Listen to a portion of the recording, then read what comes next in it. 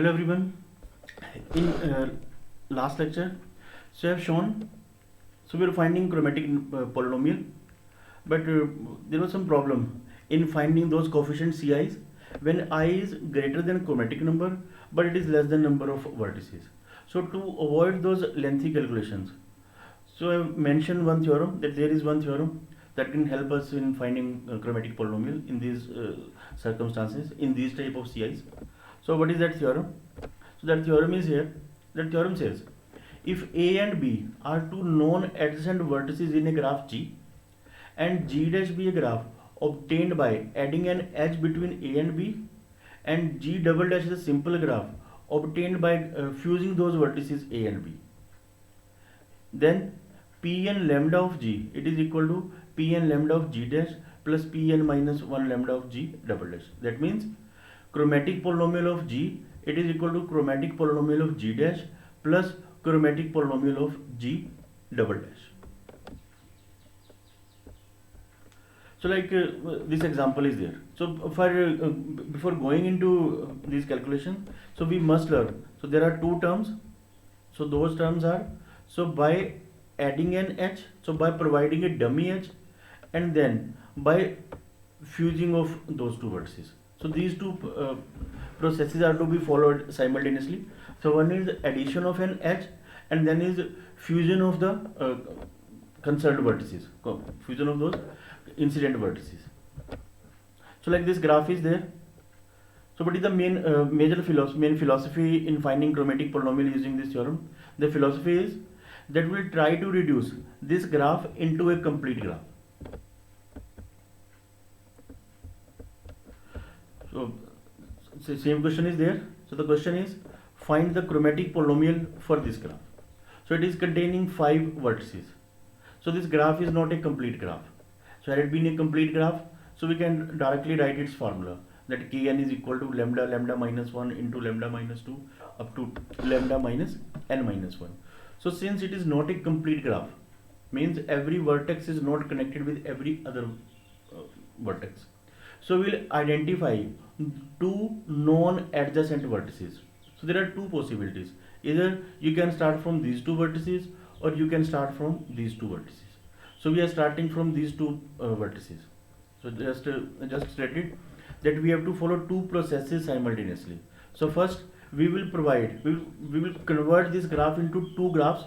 So first graph is obtained by adding a dummy h between these two vertices, and the next graph will be by fusing of these two vertices. Now just see what is the impact of this process. So when we are adding these two vertices, so these two vertices by this dummy edge, so this dummy edge is provided, so it is your new graph. And when we have to fuse these two vertices, so fusion means, so all those vertices which were incident with this vertex are supposed to be incident with this vertex. So this vertex is coming here, and these edges are coming here, and we can always remove these multiple edges. So parallel edges are of no use in chromatic polynomial. So always we are removing these parallel edges. So this graph, so it gets reduced into these two graphs. Next step is, so we'll see whether this graph is a complete graph. No, this graph is still not a complete graph. This graph, it is again not a complete graph. So where is the problem? So these two vertices are not connected. These two vertices are not connected. So again we will follow same procedure. So we'll combine these two edges, we'll add these two edges, one graph will be obtained, and then we will fuse these two vertices. So we'll fuse these two vertices, one part, and then we will combine these two vertices by a dummy edge. So this figure is obtained by providing dummy edge. This diagram, this graph is obtained by fusing these two vertices. So this vertex is being shifted towards this side. So then we are left with this graph. Same procedure here. So we are combining these two vertices. It is your dummy edge, and then we are fusing these two. So we are getting only 3 vertices. We are removing parallel edges. So finally, so from this figure we have obtained these two figures, and from these two we have obtained these 4 figures. So what that theorem says? The theorem says, chromatic polynomial of this graph, it is equal to sum of chromatic polynomials of these two graphs. Now chromatic polynomial for this, it is equal to sum of these two, and chromatic polynomial for this graph, it is sum of chromatic polynomial of these two. So ultimately chromatic polynomial of this graph, it is equal to sum of chromatic polynomials of these four graphs. So what is the stopping criteria? So stopping criteria is, so till we get this complete graph. So then is the chromatic polynomial for K5. So it is chromatic polynomial for K4, chromatic polynomial for K4, and it is for K3. So it is a standard formula. So sum of these four, so that will be giving chromatic polynomial for this graph. So 1, so these two are same, twice of this and then plus this. So first and then plus twice of this and then plus this. So we are getting chromatic polynomial for this whole graph. So with this, chromatic polynomial topic is over. So you can find chromatic polynomial either by using this theorem or by using just those rules of permutation and combinations. But remember how to evaluate those CNs. So next is a very small topic. So covering of a graph. So a graph G is there. It is containing vertices and edges. Now what is meaning of covering? So covering means to provide shield to vertices or shield to edges. So by default, covering of graph means to provide a shield to the vertices. So what is covering of a graph? So covering of a graph means a set of edges such that every vertex in G, it is incident on at least one edge in H. So for that I think we will take one example. So it is A, B, C, D. So this graph, it is containing 4 vertices and then 5 edges. So what is covering? So covering means set of edges. So how many edges can be included in this covering? So I've taken some examples. So suppose the first example is H1. So can I take this H1 to be the covering of this graph? So H1 is containing 2 edges. So one edge is AB and other edge is CD. And how many vertices are there? So these are the 4. So the condition is covering. So this H1. So this H1 can be a covering to this covering of this graph, provided every vertex is connected with the edges. Every vertex of this graph is incident with the edges present in H1. So I think there is no problem. So all the 4 vertices A and B, so these are incident with this first edge. C and D, so these are incident with this edge CD. So yes, it is a covering. Now it is H2. So H2 is AC and then it is CD. So can I say AC and CD are providing a covering to this graph? No. So they are not providing covering to this graph. So they are covering only 3 vertices A, C and D. So B is not there.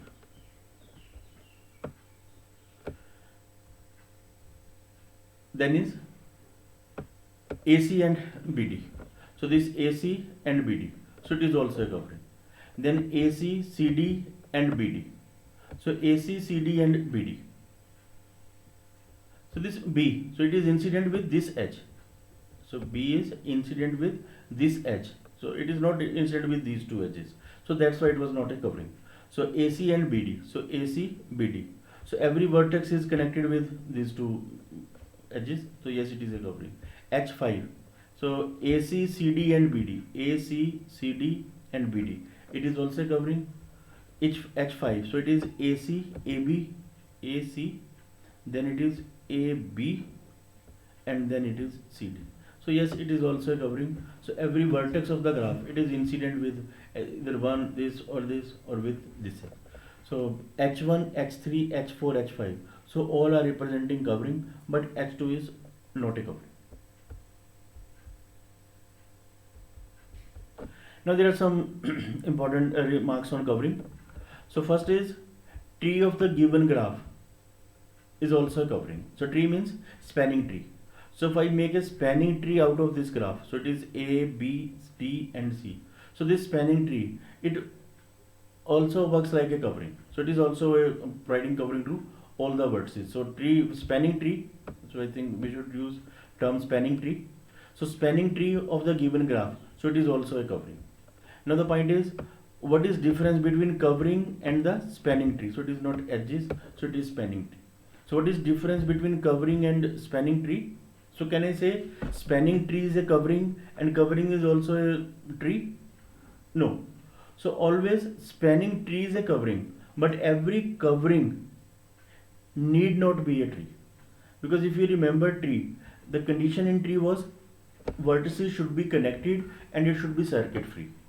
So in covering also it could be made circuit free, but connectivity, that condition is not required.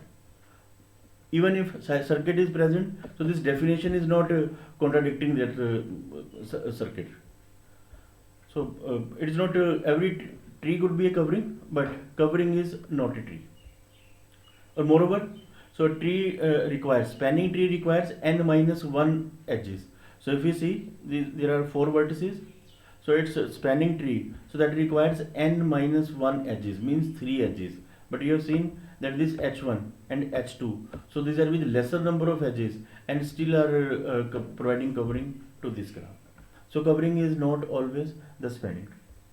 Yes, so again, just like your spanning tree, Hamiltonian circuit, so it is also a covering.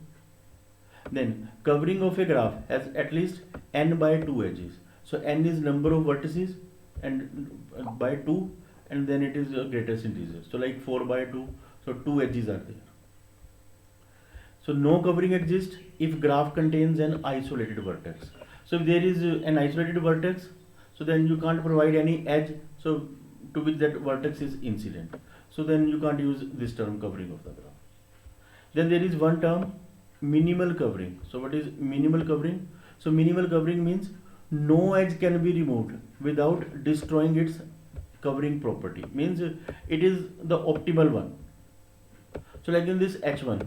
So H1 AC, CD and BD. AC, CD and BD. So even if you are removing this CD, even if you are removing this CD, so still AC and BD is working like a covering. So that means even removal of one edge from this covering is providing a covering. So that means it was not the minimal one. So minimal one means no edge can be removed. That means if you are removing some edge, it should destroy its covering property. So ऐसा नहीं हुआ. So that means it is not a minimal covering. So the number of edges in the minimal covering of the smallest size, it is called the covering number of the graph. So whatever is the size of minimal possible covering, so that is called the covering number of the graph. So connected with this covering, so there is one result. So that result is a covering G of a graph is minimal if and only if G contains no path of length 3 or more. So what is the meaning of path length of 3 or more? So path length of 3 means 1 edge, 2 edge and then 3 edge. Means, so it is a sequence of vertices and edges, connected sequence of vertices and edges, and involving 3 or more edges. So whenever there is a path length of 3 or more, then the graph is, then that covering is not going to be the minimum. So see, the theorem is in 2 parts. So one part is minimal implies no path of length 3 or more, and if it is not containing any path of length 3 or more, then it is the minimal one. So जरा check करते हैं अभी. So first is, so we suppose we are taking this assumption that the graph, this covering is minimal. So suppose that covering is that minimal covering, so it is containing a path of length 3. So what is meaning of path length 3 means, so it is containing 3 edges in continuation. So V1 is connected to V2 with edge E1, V2 is connected with V3 with edge E2, then V3 is connected with V4 with the edge E3. So that's why its path length is 1 plus 1 plus 1, 3. Now the point is, what is the use of this edge E2? Even if we remove this edge E2, so it is not destroying its property of covering. But with the presence of this E2, it is not a minimal covering, because even if you are removing V2, E2, so then V1, V2, V3 and V4, so they are still a member of this covering. So this V1 and V2, they are connected with E1, V3 and V4, they are connected with E3. So there is no condition in covering of this type of connectivity. So that means even removal of one edge, so it's not affecting its covering properties. That means it is not a minimal one. But since it was given to be minimal, so it is a contradiction. That means it is not possible to have a path length of 3 or more. The next is, if it is containing no path of length 3 or more. So if it is not containing any path of length 3 or more, then you are getting paths of this type. So these type of components are called star graphs. So 1, 2 can be of this type, or of this type, or of this type. 1, 2, 1, 2, and then 1, 2. So from a star graph, no edge can be removed. You can't remove any edge from these type of star graphs. So if you are removing this edge, so it will affect covering to these 3 vertices. Now you can't say that it is incident with this vertex. Now similarly here, you can't remove this, you can't remove this. So thus G must be a minimal covering. Means if so minimal covering means, so removal is affecting its covering property. So you can see these are the 2 graphs, so which are representing covering to these graphs.